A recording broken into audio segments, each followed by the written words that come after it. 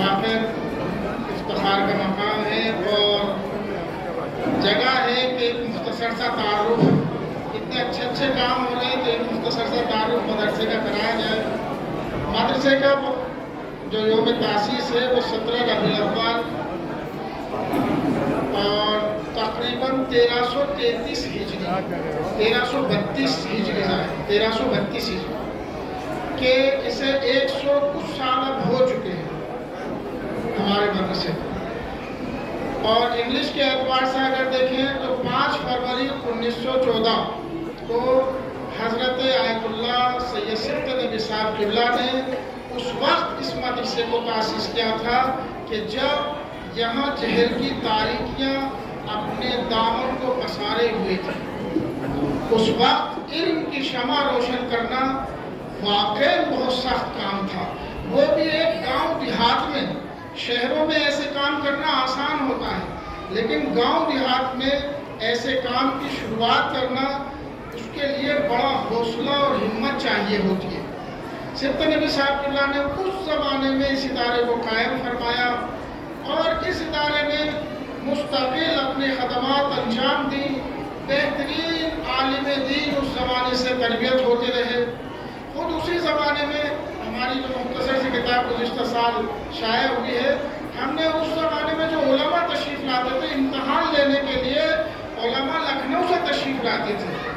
وہ علماء بھی کوئی معمولی علماء نہیں تھے، آیت اللہ گریڈ کے لوگ ہوتے تھے، مجتہدین آتے تھے امتحان لینے۔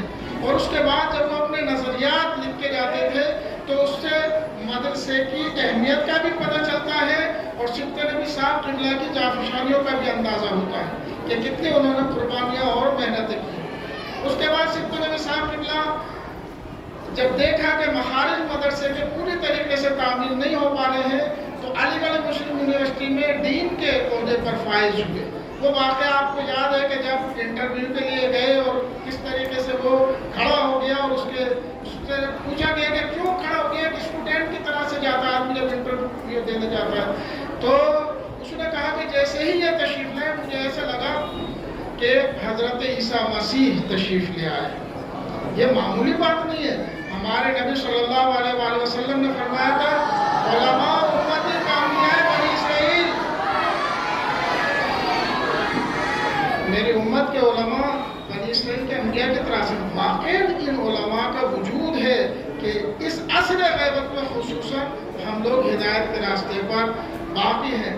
اس مدرسے سے عالم دین ہی صرف نہیں نکلے ہیں، بلکہ ایک جملہ میں عرض کرنا چاہتا ہوں اور انشاءاللہ تعالیٰ آپ لوگ اس پہ فکر کریں گے تو میں سمجھتا ہوں بالکل ایکوریٹ ہے جملہ کہ نوگاواں سادات کی سرزمین پہ چاہے وہ سنی ہو، شیعہ ہو، ہندو ہو، جو یہاں کا پراپر رہنے والا، وہ یا تو باب العلم میں پڑھا ہے یا ان سے پڑھا ہے جنہوں نے باب العلم میں پڑھا۔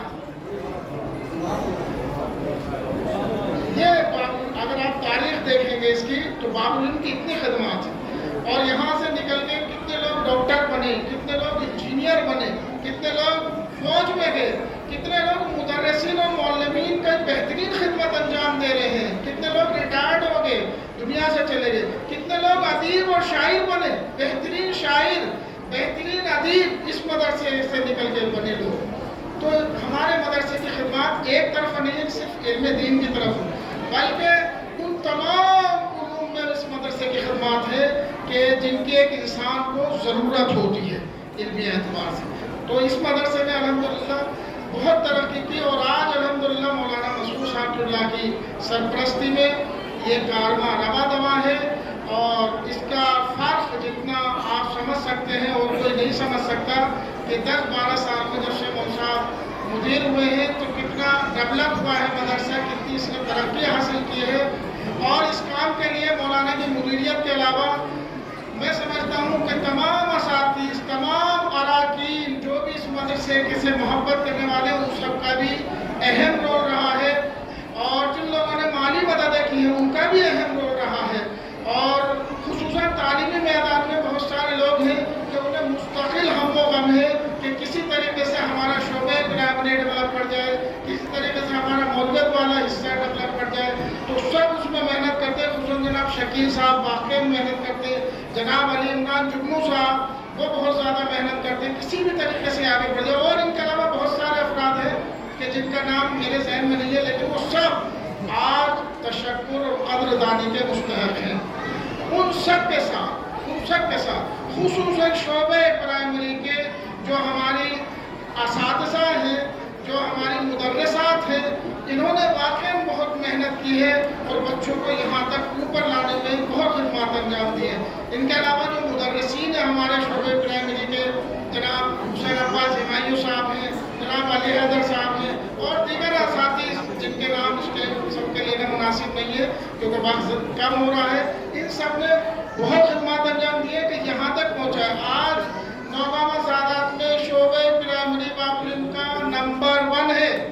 وہ کس وجہ سے؟ انہی اساتذہ کی محنتوں کی وجہ سے. پرائیویٹ مدرسے خالی ہوتے چلے جا رہے ہیں اور یہ سرکاری مدرسہ ہونے کے باوجود کسی طرح کی ان سے فیس نہیں لی جاتی، اس کے باوجود یہ ڈیولپ ہو رہا ہے. تو کسی لیے ڈیولپ ہو رہا ہے؟ اساتذہ کی محنت سے ڈیولپ ہوتا ہے، مدیر کی مدیریت سے ڈیولپ ہوتا ہے. تو ان سب نے واقعی قربانیاں پیش کی ہے. آپ حضرات سے گزارش ہے کہ جن لوگوں نے بھی اس چیز کو ڈیولپ کرنے میں، اسے ترقی دلانے میں اپنا کردار ادا کیا ہے، مالی، جانی، وقت کے اعتبار سے، زبان کے اعتبار سے، ان سب کی صحت و سلامتی کے لیے بآواز بلند صلوات پڑھیں.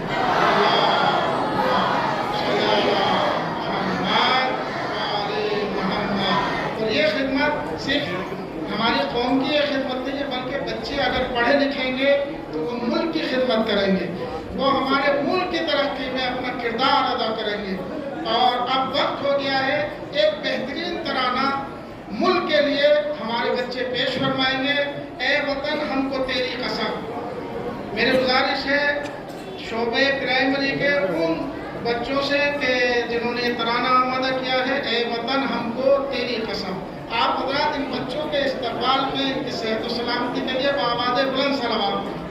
اللہم صلی اللہ